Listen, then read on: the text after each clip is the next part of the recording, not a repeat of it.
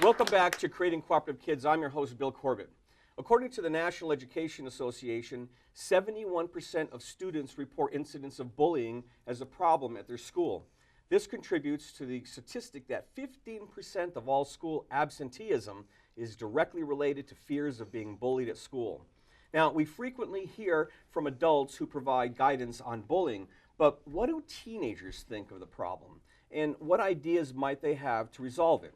To get this perspective on the problem, I've invited two 15-year-old teenagers who are sophomores at the same high school. Now, I'm going to ask Rachel and Jacob to give us their perspective on this growing problem. So, welcome to the show, guys. Hi, thanks. Hello. Glad that you're here. And we always hear, as I said, from the adult perspective, what we need to do about it and responsibility. So I've invited you here today to try to get your perspective, because I don't think we often hear from your perspective what you see and what you're experiencing. So, and I'm going to open up these questions to you, so either one of you can answer. Either one of you.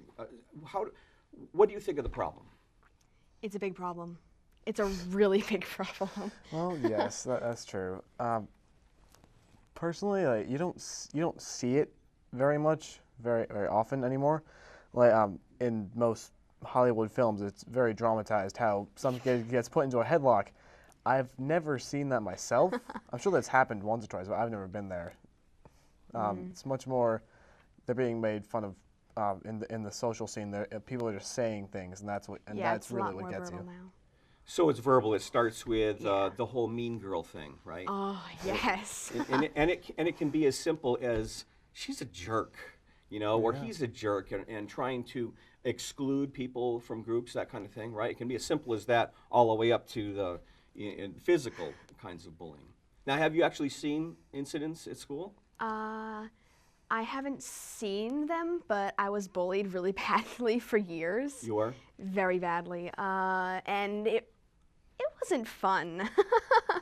It was really traumatic, and it was my best friend, and she was saying things that, oh, you're so stupid, or you shouldn't do that, because you can't do that, you're not good enough. And I felt really awful, but I didn't know what to do because, oh, she's my best friend, this is how friends act. Until middle of 8th grade, I realized, I don't like her very much, and she doesn't seem to like me. I should do something about that. Now, do you ever see incidents where they'll talk to kids to their face one way, and then they do talk completely different, almost like bullying behind their backs? Yes, all the time, definitely. Especially among the groups of kids who are supposedly the height of the social ladder, I suppose. They're generally the worst. They're the ones who will be very friendly with someone, and then you can overhear them insulting them very badly. So you're talking about like the kids who are really popular in school? Yeah. So, go ahead. Oh, it's thankfully our school is really good, and big school. We have groups within groups, kind of. Like we have the theater group, which me and him are a part of. It's just all the theater kids, and then you have the populars of the theater group. Then you have the sporty people. So, because there's over 1,000 kids at the school, it's really hard to keep track of who's the most popular.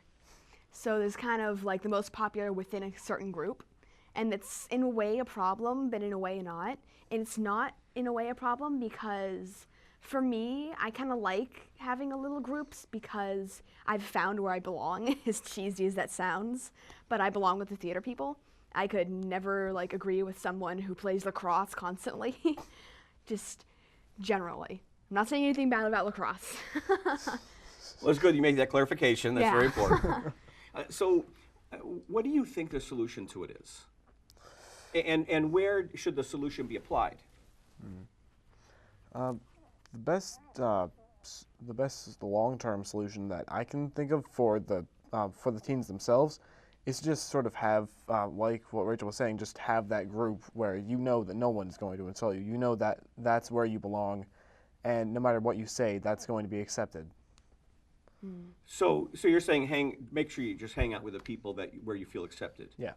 Okay. So what do you think that there's things that people or kids your age can do to counteract it? Well, especially if you become aware that it's being done to somebody else. What do you think the solution is to stop it?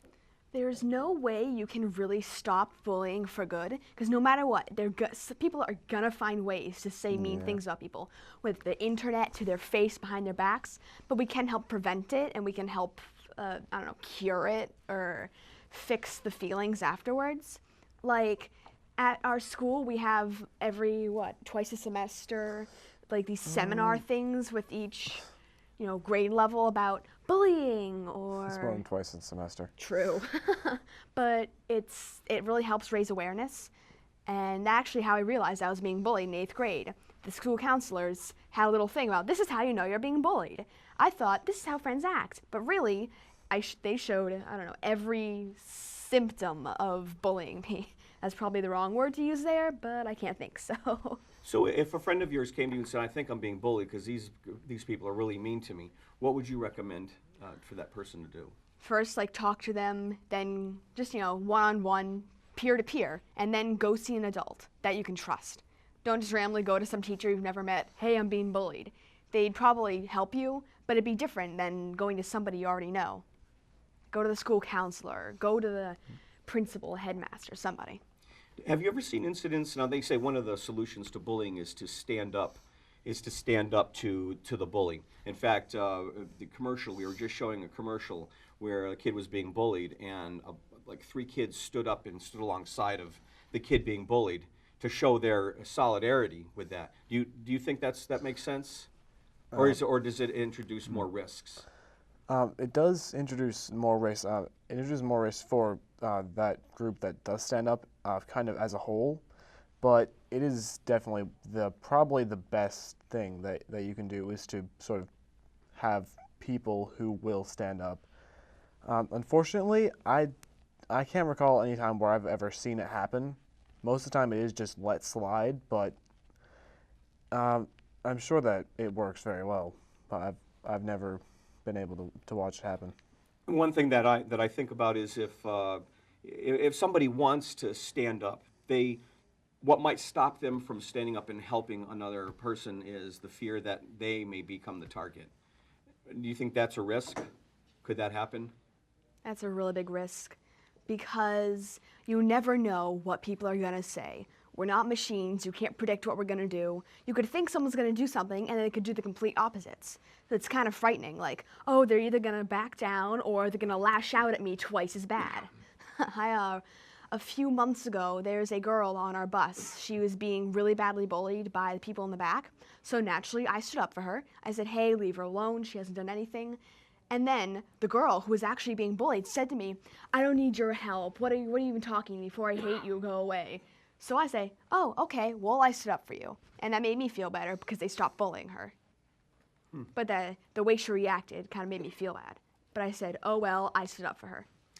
And that's a good point, and that's great that you had done that. I think one of the challenges that your generation is facing, and when I was bullied, and I was bullied as a kid, I could come home at 3:15, and the bullies couldn't follow me, and there was no online thing that they could follow me with.